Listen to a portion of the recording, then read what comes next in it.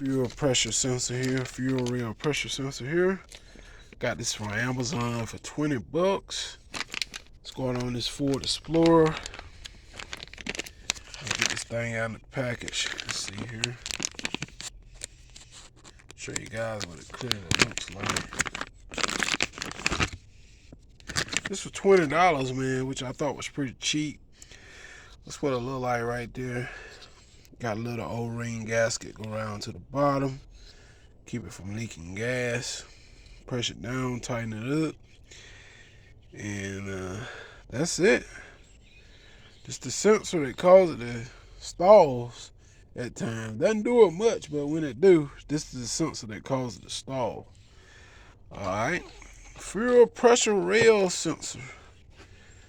It goes right up under there. It's in a heck of a location, man. They should find a better place to put this thing than way up under here. I got to remove this whole intake. This whole part of the engine got to be removed just to replace this sensor. Stop the kids out, man. They were capping when they made this truck. I tell you, all this here got to be taken and loose. This ain't a problem. None of this stuff. This is easy. This is a piece of cake. The problem is getting to them two back bolts back here. I got to figure out a way to get to them. And the rest of the piece of cake, you know, just those two back bolts you can't see. I got to figure out a way to see that. Trying to figure out a way now I can see those two back bolts. So I won't, so I can get to them and pull this intake up. You got to replace the intake with new gaskets. New intake gaskets. Some people call it manifold. It's not a manifold, it's an intake. This is called a plastic intake.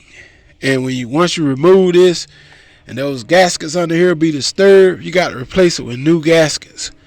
So yes sir, I see people pulling them up. I don't trust it. If it's just some people just pull it up, just enough room to work under, I don't trust that. If you're gonna pull it up, you might as well take it all the way up and just replace the gaskets. The gaskets only cost 15 bucks. Be on the safe side, you know, because you know once them gaskets be disturbed, it can leak.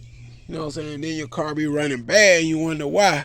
It could be just something simple, some intake gaskets under there need replacing. So if you're going to pull it up, might as well take it all the way off and replace those intake gaskets because they've been disturbed. Stop capping.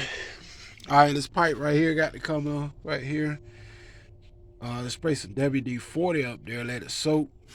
Pull that back off there. And the biggest part, I got to see how to get to those back bolts on this truck. Once I get that, and this little sensor right here, this thing how you screwed up, man, how you running, cutting all off along the road, and hard starts. That's what it do. For those who don't know what kind of symptoms you get, it give you a code of PO193, which is the fuel rail pressure sensor. That's the code they give you. And some of the stuff that it be doing, cut off along the road. Once it cut off, hard starts. You might have to sit there 5 minutes before it start back up. Because what it does, it actually flood out the plugs. Either flood the plugs or don't get enough gas, most cases. They tell the computer to send too much gas. It tell the computer to send not enough gas. So either way, it's going to cause your truck to flood or it's going to cause it to not get enough gas. And then it's going to cut off either way. It's going to cut off when it floods. It's going to cut off if it don't get enough gas. And this bad boy right here caused it all for $20. It's just that they put it in a bad location. Alright, so hit that subscribe button, man. I think they were capping when they made this truck. I got to figure out how to get to them two back bolts back there. And I ain't going to do the job today. I'm just getting ready to set up for it. I'm going to do it pretty soon. Pull the top of the engine off and replace that thing. Alright, gas is too high to even drive it right now, as far as I'm concerned. So anyway, hit that subscribe. Your boy's out. I just want to share that with you. I got that sensor for 20 bucks. And I'm out of here. Peace.